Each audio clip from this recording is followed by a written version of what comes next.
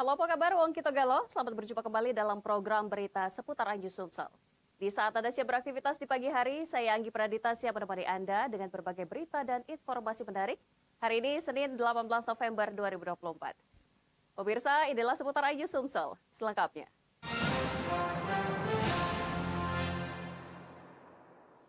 Kita awali informasi pertama hari ini pemirsa, puluhan pasukan pengibar bendera di Hari Kemerdekaan 17 Agustus 2024 yang lalu dan pemuda berprestasi di Kabupaten Pali, Sumatera Selatan mengikuti wawasan kebangsaan ketiga negara. Berikut liputannya untuk Anda.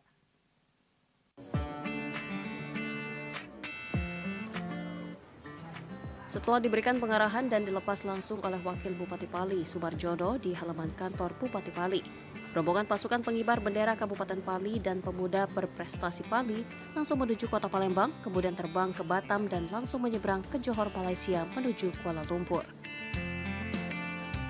Di Kuala Lumpur, rombongan mengunjungi kantor Kedutaan Besar Republik Indonesia atau KBRI. Rombongan melakukan diskusi dan tukar pendapat di KBRI Malaysia. Bahkan anggota pasukan pengibar bendera memperagakan yel-yel yang membuat ruangan aula di KBRI bergema.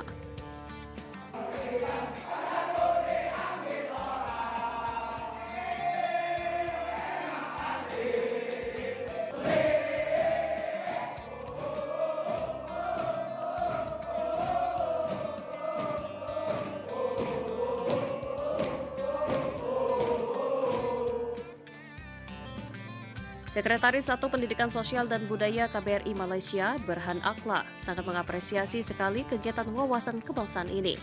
Mereka berharap kegiatan ini akan memberikan manfaat dan kemajuan bagi generasi muda Indonesia dan Pali khususnya. Kami pada dasarnya KBRI Kuala Lumpur menyampaikan dukungan yang dan menyampaikan apresiasi terhadap kunjungan daripada tim Paskibraka dari pemerintah Kabupaten Pali bisa berkunjung ke Kuala Lumpur. Kami sambut dengan baik dan kami dukung program-programnya ke depan untuk pengembangan kualitas sumber daya manusia Pali ya, pemuda-pemuda ini supaya bisa lebih berprestasi, kemudian bisa memberikan manfaat lah ya untuk khususnya bagi Kabupaten Pali juga dan juga secara umum untuk Indonesia ya. Bisa melihat di sini berkunjung ke Malaysia bisa untuk meningkatkan jiwa nasionalisme lah ya. Semangat terus untuk bisa terus berprestasi, berusaha menjadi yang terbaik, belajar terus, jangan mudah menyerah, bentuk karakter yang baik dan juga memiliki kualitas yang baik juga sebagai seorang pemimpin dan bisa memberikan manfaat kepada masyarakat sehingga bisa berprestasi terus untuk Indonesia terutama. Kepala Kesbangpol Pali Darmawi mengatakan ini merupakan salah satu program unggulan untuk memberikan pengetahuan kepada generasi muda Pali agar bisa melihat, mendengar, mengamati bagaimana kemajuan di negeri orang dan bisa dibawa ke negeri sendiri. Tujuannya adalah kita membangun karakter anak-anak, menanamkan rasa cinta kebangsaan, memberikan wawasan pemikiran mereka agar lebih baik lagi, menambah pengetahuan mereka. Yang jelas kita harus cinta tanah air, cinta kabupaten, cinta Indonesia. Karena kita adalah negara besar, pasti anak-anak ini kita harus tanamkan rasa kebangsaannya. Kegiatan wawasan kebangsaan ini memakan waktu 1 pekan lebih di luar negeri dan mengunjungi tempat-tempat bersejarah dan wisata di 3 negara, yaitu Malaysia, Thailand, dan Singapura. Dari Kuala Lumpur, Malaysia, Bistron Silvana, iNews, melaporkan.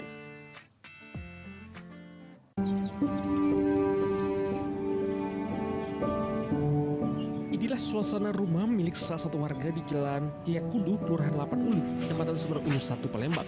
Rumah berlapis super rapuh dengan kondisi atap berlubang-lubang ini dihuni oleh 4 bersaudara. Rumah tak layak huni bak kandang ayam telah menjadi tempat perteduhan mereka selama puluhan tahun. Jadi untuk makan sehari-hari, keempat pemuda ini bekerja sebagai pencari barang bekas dan buruh panggul di Pasar Ikan Cakabaring, Palembang. Nah, sudah tinggal di sini. Kadang nyari duit, deweannya adik itu gak tahu, bantuan gak tahu, suruh gak tahu. Berempat tinggal di rumah itu. Ya Laim, Madi, Umar, Man itu. Dengan rumah dia. Dengan keadaan rumah dia yang cak itu sudah berapa lama yuk? Lama. Kini keempat saudara merupakan anak yatim piatu, sedangkan yang ditempati ini tak memiliki penerangan dan air bersih. Kini mereka hanya berharap agar suatu hari nanti mereka bisa hidup dan tinggal di tempat yang layak. Dari Palembang, Sumatera Selatan, Muhammad David melaporkan.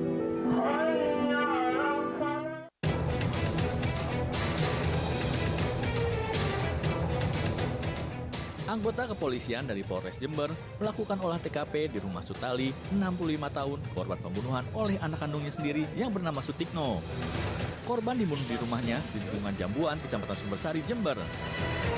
Usai olah TKP, polisi menyita beberapa barang bukti, yakni benda-benda yang berada di tempat tidur korban. Sementara, korban langsung dirujuk ke RSD Subandi untuk dilakukan otopsi.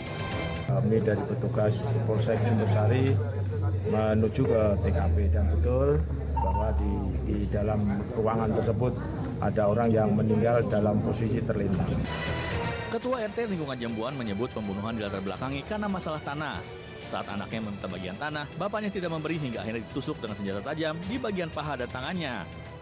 Usai melakukan penusukan, pelaku kemudian bergegas ke kantor polisi untuk menyerahkan diri. Masalah ini mas, tanah. Dia tidak dikasih warisan atau gimana? Kalau warisan udah diambil semua mas. Oh, semua. Tinggal satu-satunya itu. Cuman bilangnya sudah diambil semua. Kata istrinya. Kendati demikian, polisi masih melakukan penyelidikan terkait motif pasti kejadian pembunuhan anak terhadap bapaknya itu. Dari Jember, Jawa Timur, Bambang Sugiarto melaporkan.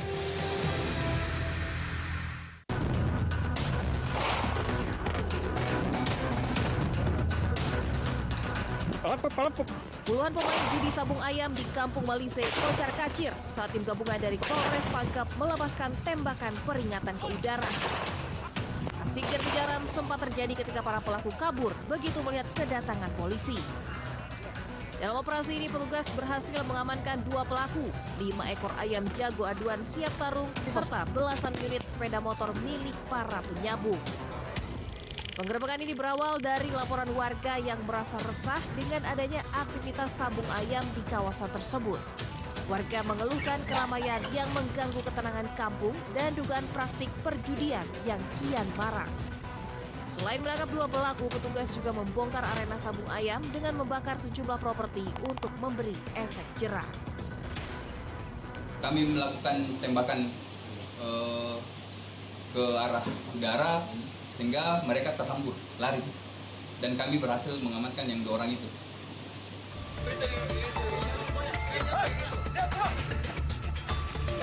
Di Makassar, Sulawesi Selatan, seorang pencuri HP korban kecelakaan digerebek polisi saat tengah asik main judi. Saat diringkus, pelaku mengakui aksi kejahatannya membawa kabur sebuah HP yang kini ia gunakan, milik korban kecelakaan yang sempat ia selamatkan di jalan. Pria pengangguran ini bahkan telah berulang kali keluar masuk penjara dengan kasus tindak pidana pencurian. Modus yang dilakukan pelaku adalah melarikan korban kecelakaan ke rumah sakit. Namun saat penanganan medis, itikat baiknya ternodai dengan melarikan HP yang dipercayakan untuk disimpan. Pada saat terjadi kecelakaan, ini pelaku ikut membawa korban ke rumah sakit. Namun setelah tiba di rumah sakit, korban ini menyerahkan handphonenya kepada pelaku untuk dipegang sementara. Tetapi oleh pelaku mungkin melihat ini kesempatan dan kabur membawa pergi handphone milik korban. Dari Kabupaten Pangkep dan Makassar, Sulawesi Selatan, tim liputan iNews melaporkan.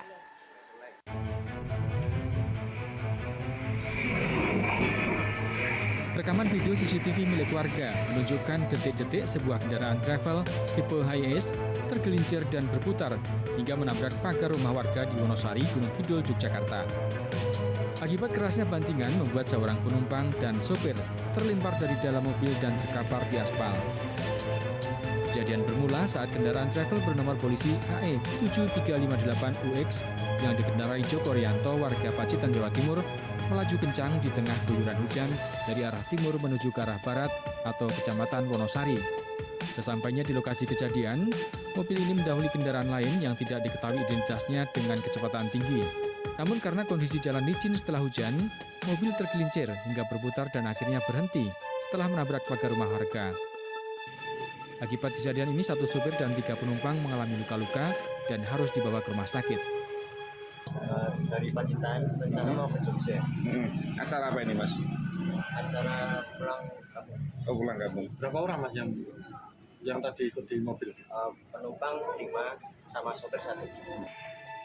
Kejadian ini ditangani pihak Polres Gunung Kidul. Diduga kecelakaan terjadi akibat ban mengalami selip di kondisi jalan licin akibat terguyur hujan. Dari Gunung Kidul, Yogyakarta, Kismaya Wibowo, iNews melaporkan.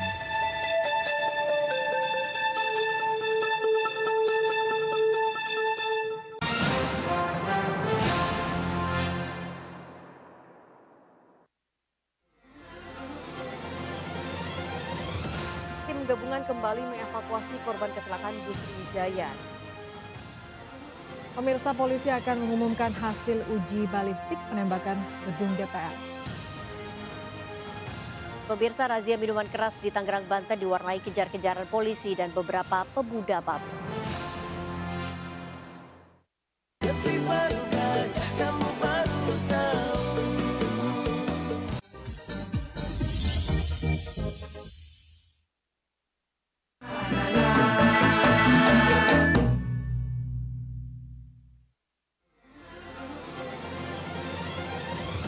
Tim gabungan kembali mengevakuasi korban kecelakaan bus Sriwijaya. Pemirsa, polisi akan mengumumkan hasil uji balistik penembakan gedung DPR. Pemirsa, razia minuman keras di Tangerang, Banten diwarnai kejar-kejaran polisi dan beberapa pemuda PAB.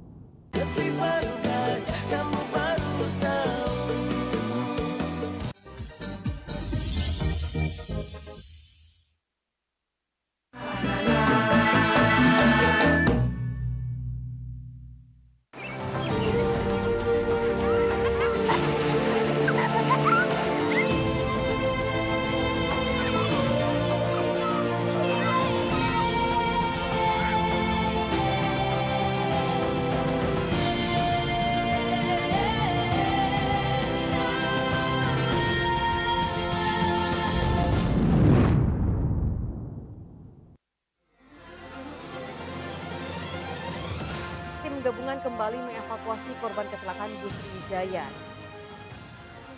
Pemirsa, polisi akan mengumumkan hasil uji balistik penembakan gedung DPR.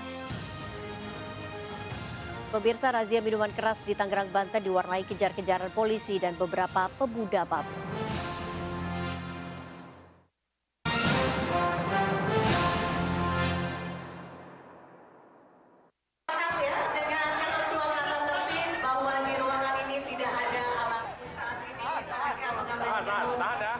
Kericuhan terjadi saat debat calon gubernur dan calon wakil gubernur Bengkulu. Pendukung salah satu paslon yang membawa alat peraga kampanye di dalam area debat menjadi faktor kericuhan dan ketegangan di dalam ruangan. Sempat ditegur oleh pihak penyelenggara debat, pendukung dari paslon nomor urut 1, Helmi Niang, tidak menerima teguran yang diberikan panitia debat.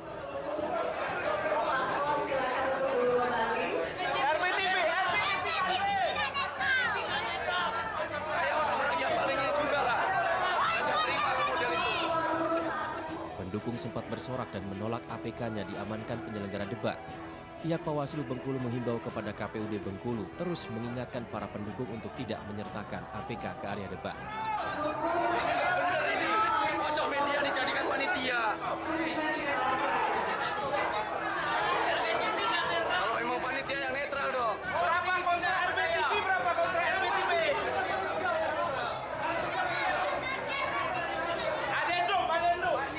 Kita berharap ya semuanya tertib, jangan sampai ada saling provokasi dan lain-lain. Paling itu kalau dari Bawaslu kan tetap mengawasi. Kita berharap debat tidak terganggu dengan saling provokasi dan lain-lain. Pokoknya kita jaga ketertiban lah, biar semuanya substansinya dapat. Akibat kericuhan ini, debat sempat terhenti dan kembali dilanjutkan hingga akhir tanpa ada kericuhan lebih lanjut. Adapun paslon yang mengikuti debat yakni Helmi Hasan yang merupakan mantan wali kota Bengkulu 2 periode dan pasangannya Mian merupakan Bupati Bengkulu Utara 2 periode. Sementara Rohidin Mersyah merupakan gubernur petahana dan pasangannya Meriani berasal dari kalangan pengusaha. Dari kota Bengkulu, Endro Dwirawan, iNews melaporkan.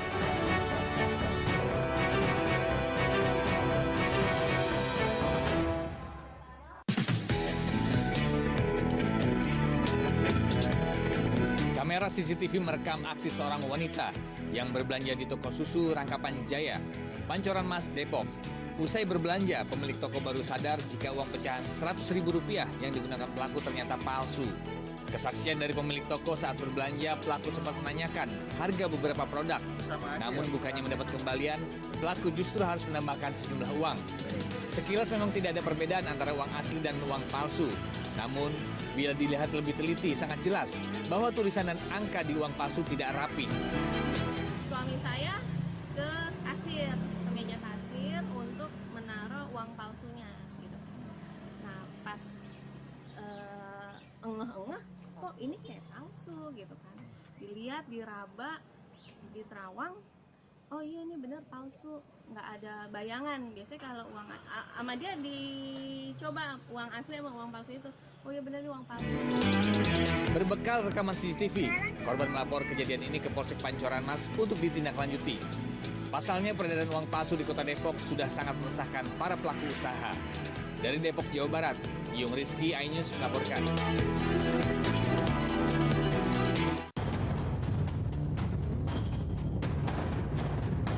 Warga desa Dukuh Mencek, Kecamatan Sukorambi, Jember, Jawa Timur digegerkan dengan isu kemunculan tuyul sebab warga kehilangan uang.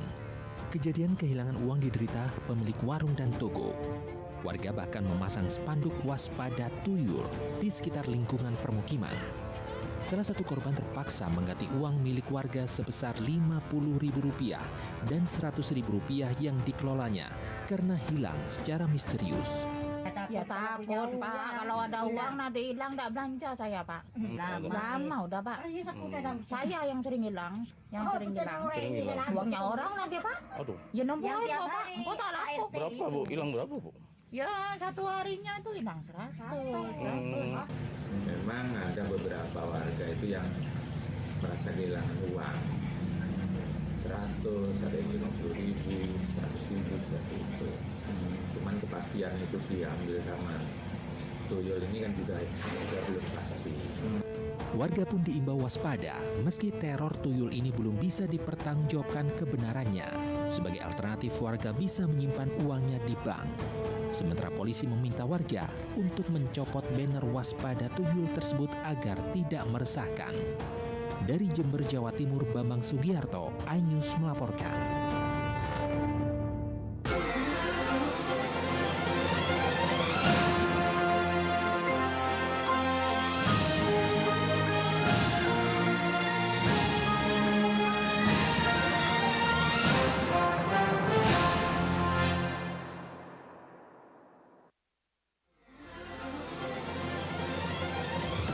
Tim gabungan kembali mengevakuasi korban kecelakaan bus Sriwijaya.